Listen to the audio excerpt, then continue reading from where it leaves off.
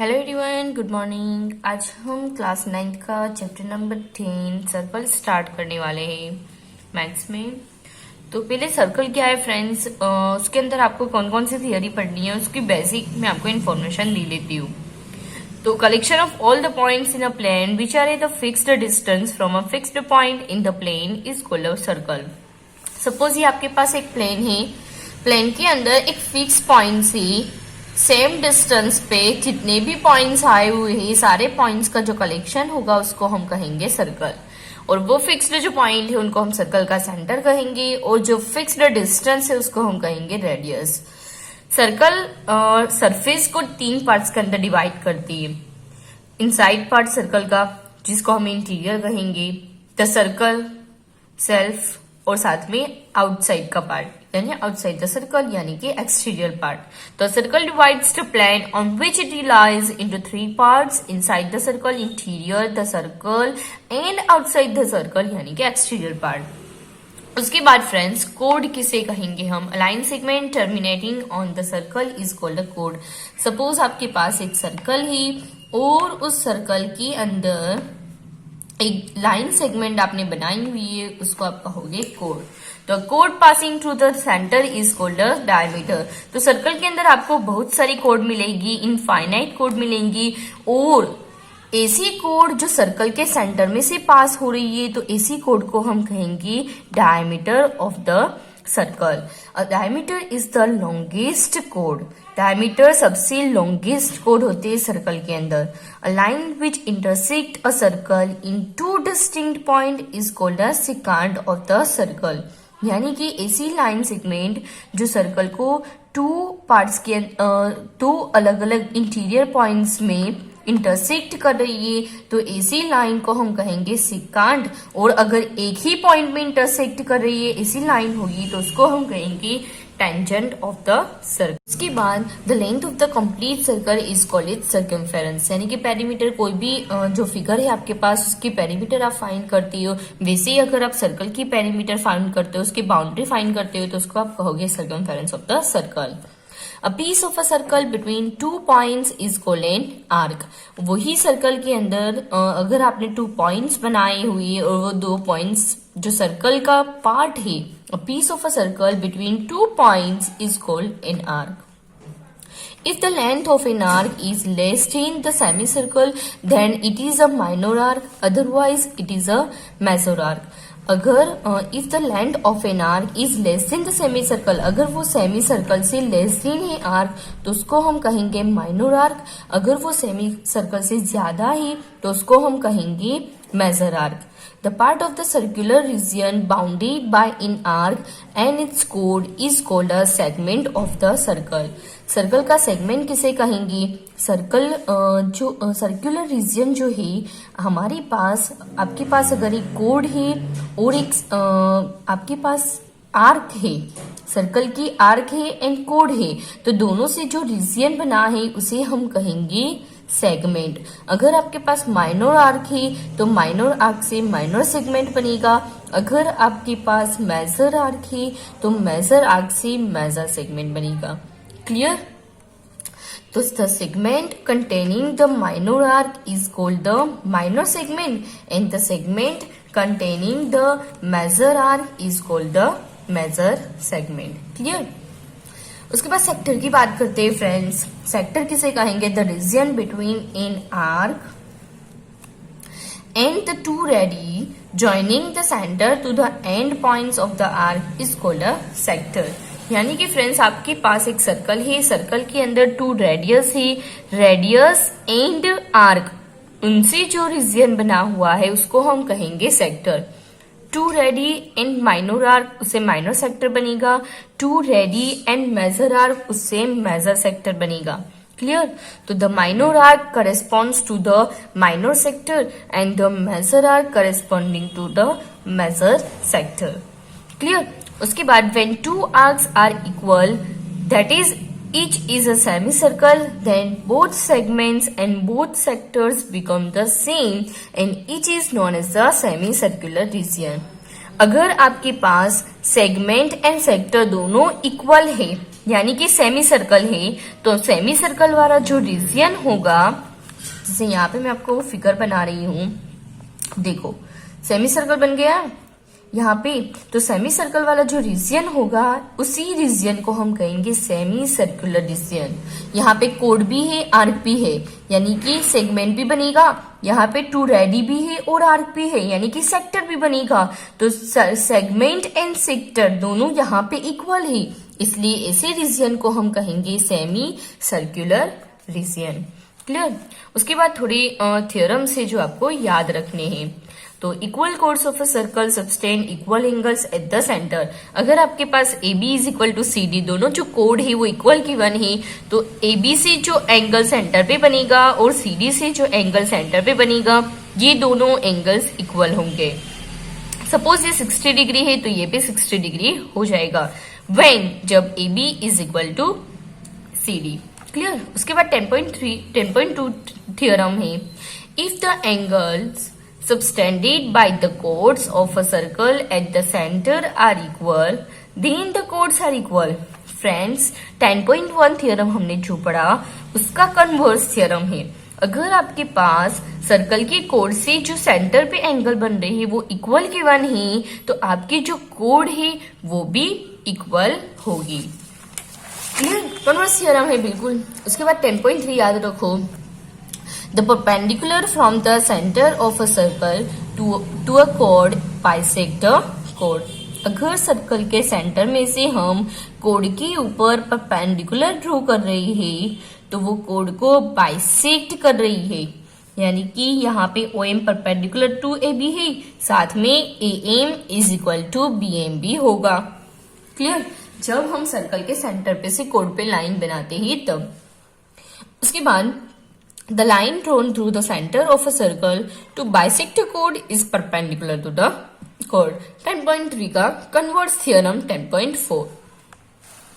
10.5 there is one in one circle passing three given non-collinear points. non-collinear है friend, collinear points है आपके पास, यानी तीनों पॉइंट्स एक लाइन में है, तो उनमें से एक भी सर्कल पास नहीं होगा। अगर आपके पास तीन नॉन कोलिनियर पॉइंट्स है, तीनों एक लाइन में नहीं है, तो उनमें से आप ओनली वन सर्कल पास कर सकते हो। तो एग्जाम के अंदर भी कभी कभी ये पूछा जा सकता है। और चैप्टर नंबर 10 की पूरी थियोरी इंपॉर्टेंट है, आप उसको लर्न ही कर लेनी है, एग्जाम में मोस्टली आती है ये थियोरी। ट्रू फॉल्स के अंदर, फिलिंग द ब्लैंक्स के अंदर, एमसीक्यू में पूछा जाता है। Equal chords of a circle are equidistant from the centre. Friends, अगर आपके पास दो अलग अलग कोड है और दोनों की लेंथ सेम है, सपोज इसकी कोड की लेंथ है 4 सेंटीमीटर और यहाँ पे जो कोड है उसकी लेंथ है वो भी 4 सेंटीमीटर, तो दोनों का सेंटर से डिस्टेंस भी सेम होगा। जब दोनों कोड इक्वल होगी तो दोनों कोड का सेंटर से डिस्टेंस भी इक्वल होगा। उसके बाद theorem 10.7 chords equidistance from the centre of a circle are equal in length. अगर इसका कन्वर्स थ्योरम है 10.6 का, अगर कोड का सेंटर से डिस्टेंस सेम है तो दोनों कोड्स की लेंथ भी सेम हो जाएगी। क्लियर। उसके बाद थ्योरम 10.8, और ये बहुत इंपॉर्टेंट थ्योरम है और सम के अंदर भी ये मोस्टली ये थ्योरम से सम सॉल्व होते हैं। The angle subtended bye an arc at the center is double the angle subtended by it at any point on the remaining part of the circle. Friends, आपके पास एक arc है, मेरे पास है PQ arc. PQ arc से मैंने एक centre पे angle बनाया हुआ है और PQ आर्क से सर्कल के ऊपर कोई भी जगह पे एक एनी पॉइंट ले लिया और वहां पे एक एंगल बनाया हुआ है, तो सर्कल के सेंटर पे जो एंगल बनेगा वो एंगल ये पॉइंट पे जो एंगल बना रहा है उससे डबल होगा, यानी कि ये 50 का तो ये 100 का, ये 60 का तो ये 120 का, ये 30 का तो ये 60 का, ये 100 का तो ये 50 का। क्लियर, समझ में आ गया होगा आपको। उसके बाद theorem 10.9 angles in the same segment of a circle are equal. PQ arc उसी से ही एंगल ए बना है, PQ आर्क उसी से ही एंगल सी बना है। तो दोनों एंगल्स एक ही सेगमेंट में बने हुए हैं, इसे हम कह सकते हैं। दोनों एंगल्स का सेगमेंट दोनों पी क्यू से ही बना हुआ है, तो दोनों एंगल सेम होंगे। ये 40 तो ये भी 40, ये 30 तो ये भी 30। क्लियर। उसके बाद theorem 10.10, if a line segment joining two points subtended equal angles at two other points lying on the same side of the line containing the line segment, the 4 points lie on a circle।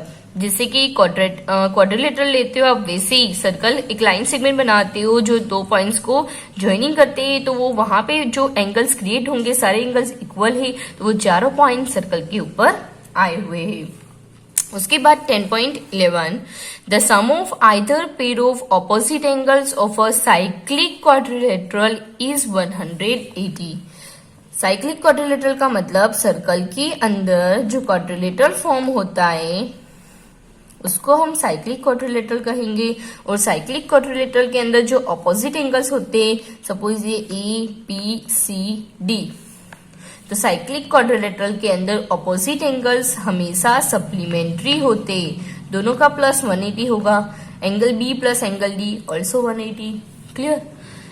If the sum of a pair of opposite angles of a quadrilateral is 180, the quadrilateral is cyclic. और साथ में converse भी याद रखो, अगर आपके पास कोई quadrilateral है उसमें ऑपोजिट जो एंगल है उसका सम आपने किया और आपको आंसर मिल रहा है 180, तो वो क्वाड्रिलेटरल कौन सा हो जाएगा फ्रेंड्स? आपका साइक्लिक क्वाड्रिलेटरल। क्लियर। तो होप्स आपको ये पूरी थ्योरी बेसिक जो चैप्टर का था वो पूरा समझ में आ गया होगा। हम स्टार्ट कर रहे हैं exercise 10.4। Two circles of radius 5 cm and 3 cm intersect at 2 points and the distance between their center is 4 cm. Find the length of the common chord. Question number 1 में आपको समझा रही हूं। आपके पास दो सर्कल है फ्रेंड्स। एक सर्कल की रेडियस है 5 सेंटीमीटर और दूसरे जो सर्कल है उनकी रेडियस है 3 सेंटीमीटर। आप कॉइन से या डिवाइडर से बना सकते हो सर्कल। क्लियर।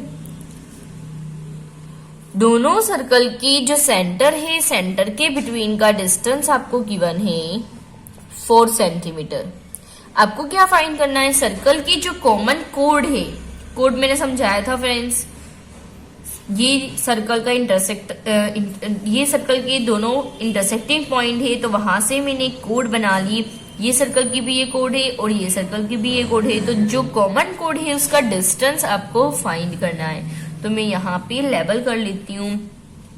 ये सर्कल का सेंटर O है, यहाँ पे S लिख दिया मैंने, यहाँ पे P लिख दिया और यहाँ पे Q, PQ, इन बिटवीन वाला पॉइंट है R। तो जो इन्फॉर्मेशन मुझे क्वेश्चन में गिवन है वो फिलअप कर लेती हूँ मैं। ये जो सर्कल है उसकी रेडियस गिवन है मुझे OP is equal to 5 centimetre. उसके बाद मुझे ये जो छोटा वाला सर्कल दिख रहा है उसकी रेडियस गिवन है SP, PS गिवन है आपको 3 सेंटीमीटर। ओके। उसके बाद दोनों के सेंटर के बिटवीन का डिस्टेंस यानी कि OS गिवन है आपको 4 सेंटीमीटर। क्लियर। आपको डिस्टेंस फाइंड करना है PQ फाइंड करना है आपको। तो PQ की वैल्यू कितनी होगी? PR की वैल्यू से डबल होगी। क्यों भाई? क्योंकि मैंने थ्योरम में समझाया था सर्कल के सेंटर पे से आप कोड पे एक लाइन बना रहे हो तो वो लाइन परपेंडिकुलर भी होगी, साथ में वो कोड को 2 इक्वल पार्ट्स के अंदर डिवाइड करेंगी, बाइसेक्ट भी करेगी। तो यहाँ पे आपका PQ कितना हो जाएगा? 2 इंटू PR। इसका मतलब आपको PR ही फाइंड करना है और PR फाइंड कर लिया उसके बाद आप डबल कर लो तो आपको PQ की वैल्यू मिल जाएगी। बराबर है भाई। OS मुझे गिवन है 4 सेंटीमीटर पूरा। मैं एज्यूम कर लेती हूँ फ्रेंड्स यहाँ पे, suppose RS is equal to X, तो हमारा OR कितना हो जाएगा? OR हो जाएगा 4 minus x. Total distance 4 given है, उनमें से x चला गया तो इतना बचेगा 4 माइनस एक्स। क्लियर। फिगर के ऊपर से मैंने ये सब कुछ लिखा हुआ है। उसके बाद हम दो ट्राइंगल्स ले लेते हैं। ये दोनों ट्राइंगल्स में PR आ रहा है, PR फाइंड करना है तो पाइथागोरस यूज करेंगे हम। इन ट्राइंगल कौन सा ले रही हूं, POR, इन ट्राइंगल POR।